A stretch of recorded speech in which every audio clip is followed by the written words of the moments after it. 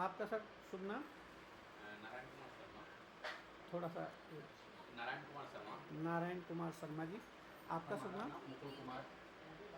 मुकुल कुमार। और आपका? ओम कुमार। ओम कुमार। तो देखिएगा ये सब फैमिली बैठी है और हम इनसे जानना चाहेंगे। तो सर ये जैसे कि अभी छठ पूजा भी चल रही है, तो इसके बारे में हमें कुछ थोड़ी सी जानकारी आप दें तो शायद हमें और हमारे जितने भी दर्शक देख रहे हैं तो काफ़ी अच्छा हो लगेगा उनको भी। तो प्लीज़ बताइएगा छठ के बारे में। छठ पूजा की शुरुआत जब राम ने रावण का वध करके अयोध्या लौटे थे, तब ऋषि मुनियों ने माता सीता को छठ व्रत करने का निर्णय बताया उन्होंने। और छठ पूजा की शुरुआत बिहार के मुंगेर जिला में एक नदी है, वहाँ पर इनकी पहली छठ सीता माता ने किया था। छठ पूजा की दीपावली के 6 दिन बाद कार्तिक माह के षष्ठी को छठ की शुरुआत होती है। छठ पहले यह छठ 6 दिन का मनाया जाता था। जब फर्स्ट टाइम सीता जी ने उन्होंने छठ किया था, तो धीरे धीरे ये 4 दिन का ही छठ पर्व मनाया जा रहा है। उसमें पहला दिन वो जो होता है नहाए खाए, दूसरा दिन होता है जिसमें चावल और चने की दाल और लौकी की सब्जी और आलू गोभी की सब्जी खिलाई जाती है प्रसाद के रूप में। दूसरे दिन कहा जाता है, उसको कहते हैं खरना, जिसमें दूध में चावल को पकाया जाता है और वो गुड़ उसमें डाल के बनाया जाता है, जिससे वो बिहार में लोग इसको रसिया के नाम से जाते हैं। और तीसरा दिन होता है जो पहली अर्घ, जिसमें शाम में सूर्य डूबते हुए उसको अर्घ दिया जाता है, जिसमें मोस्टली फल, हर तरह की फल दिए जाते हैं, 5-6 तरह के फल। और उसमें एक ठेकुआ होता है जो बिहार का फल एडिशनल जो है, उसको ठेकुआ कहा जाता है। इस पर्व में ठेकुआ का ये महत्व, सर इसकी ये सर स्वीट्स में होती है या?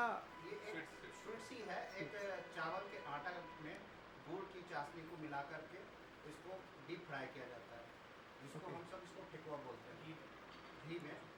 और कुछ लोग वनस्पति ऑयल में भी करते हैं, मगर मोस्टली एक घी में बनाया जाता है, जिसे ठेकुआ कहते हैं।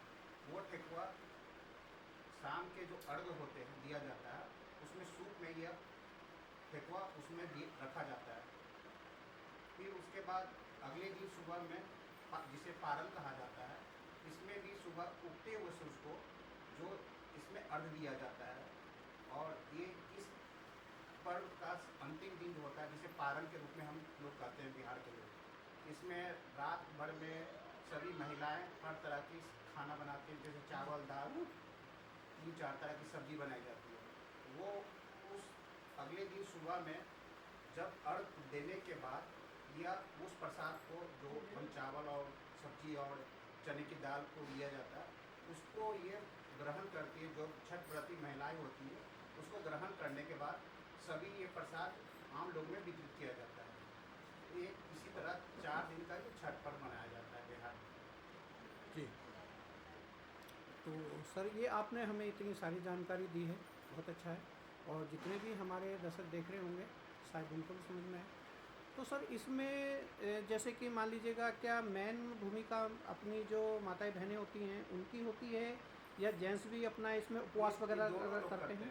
ये दोनों लोग योगदान इसमें जेंट्स और लेडीज दोनों करते हैं छठ को। इसमें पूरे परिवार का बहुत बड़ा योगदान होता है।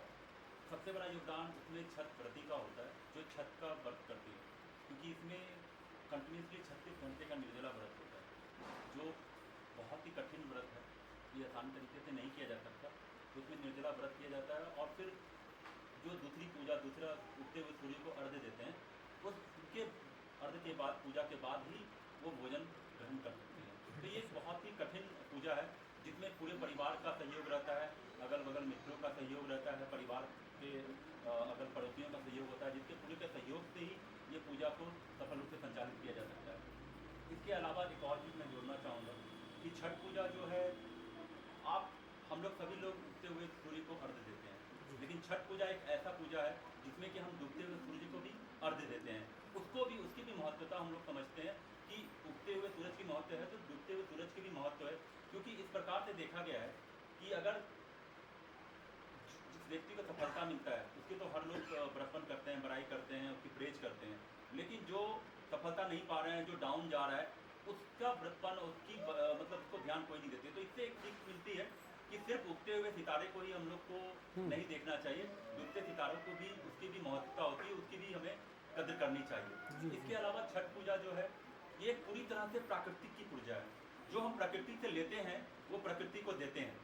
सबसे पहले जब साइंटिस्ट ने फोटोसिंथेसिस का इन्वेंशन नहीं किया था या डिस्कवरी नहीं किया था, उससे पहले से हमारे पूर्वज को पता था कि सूर्य ही ऐसा पार्टिकल है जो सभी पार्टिकल्स को, सभी लिविंग थिंग्स को एनर्जी देता है।